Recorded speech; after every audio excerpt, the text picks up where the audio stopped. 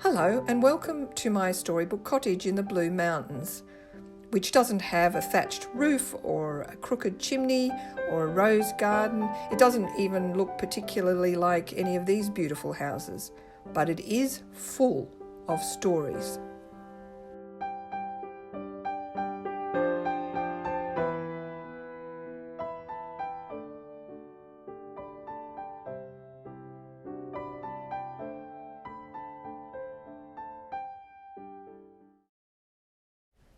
My whole life is full of stories, just like my house. And that doesn't make me different from anyone else. Everyone's life is full of story.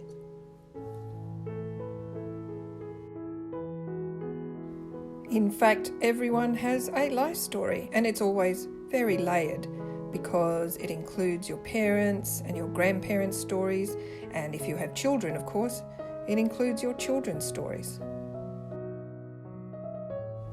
We all learn through stories. We remember through stories. We find identity and meaning and structure through stories. As you probably know, changing your narrative can change your life.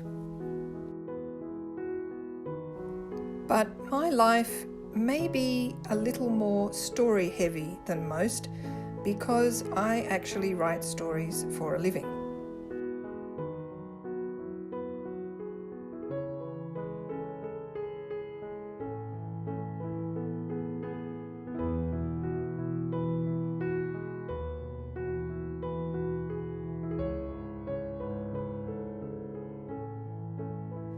I have a great weight of stories on top of me. As well as living through my own story, I've lived through a lot of other ones in my head. And I've been doing it since I was very young, because I've been publishing my stories for 30 years. So the weight of those stories is starting to crush me a bit, like these bookshelves would if they fell down.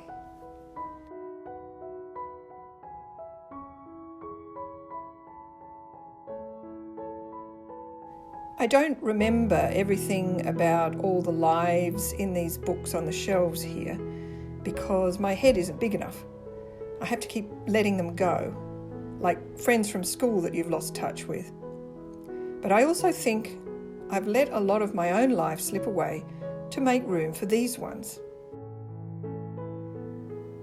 This is my workspace. It's bursting with stories. Obviously the computer is, but I also have piles of paper with half-finished stories, story ideas, abandoned stories.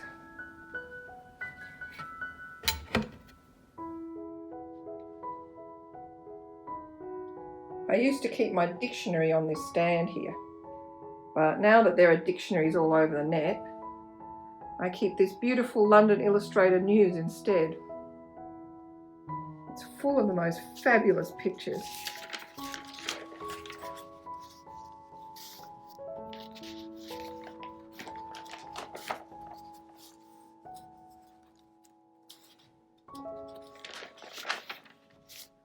I can change the pages every so often. And there's a lot more paper in here.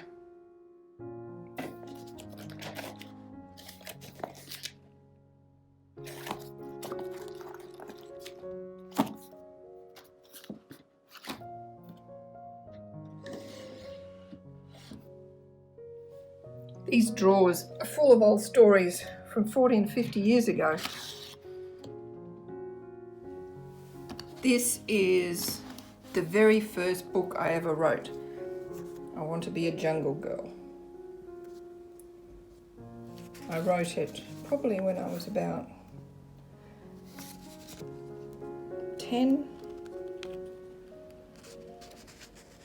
because I didn't like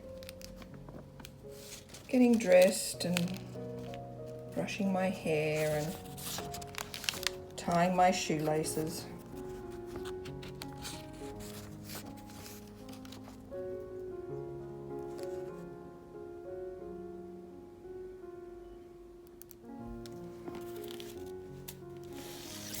My father gave me this ledger when I was quite young. Probably about 11 or 12. As you can see, I just wrote and wrote and wrote.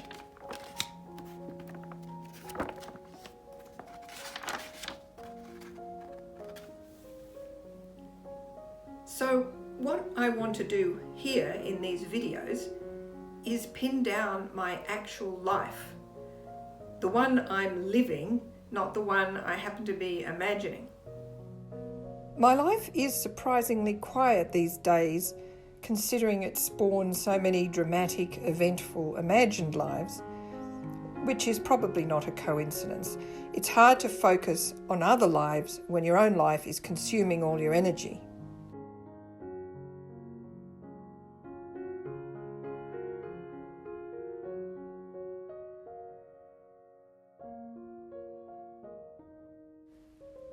I'm very grateful for the peace, and it helps that I live in a Blue Mountains village rather than a city. It isn't a small village, but it's not exactly a town either. It is a bit of a tourist trap because it's so pretty. Living up here means that I always have lots of beautiful views to look at and lots of bush to walk in.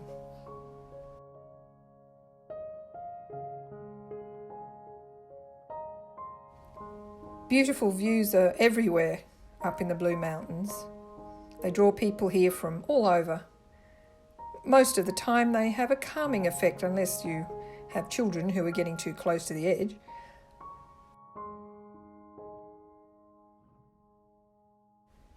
Views like this leave me feeling rather small and inconsequential. In a good way. It's not bad to be humble. Views reduce the size of everything, including my problems.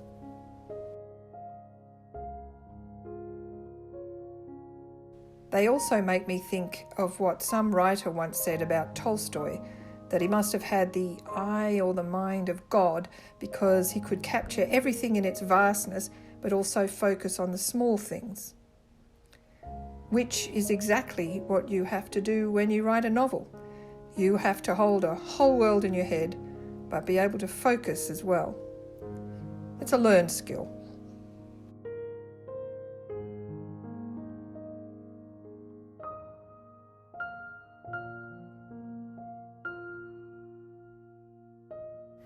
The other thing these views make me feel is a bit lost because I don't know all the stories in them.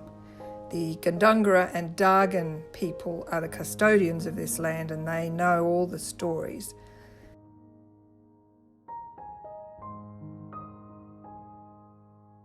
Like the stories behind these carved emu and kangaroo tracks, for instance.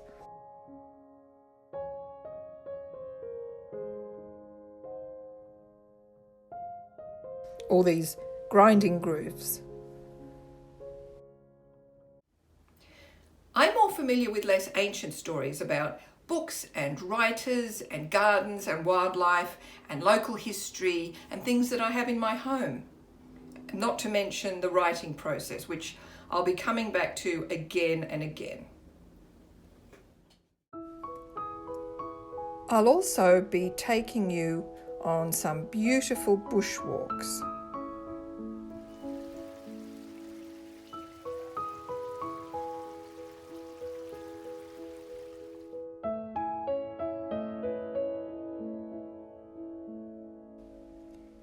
And I'll be strolling past some lovely houses.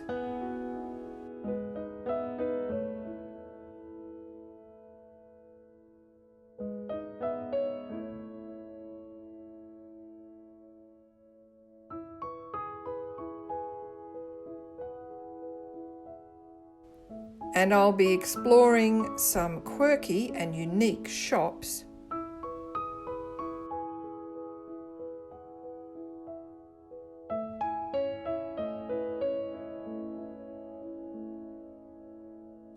And I'll be visiting some gorgeous gardens.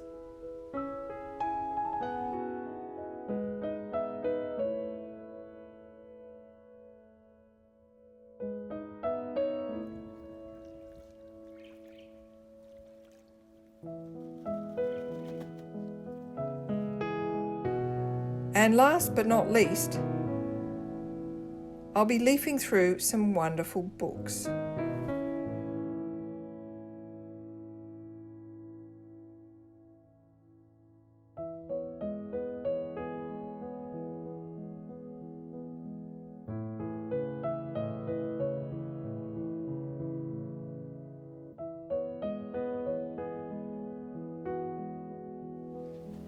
So I hope you'll be joining me for some of that in my next videos, when I'll be showing you something about my life while I try to persuade myself that it's just as exciting as the lives I've been making up in my head.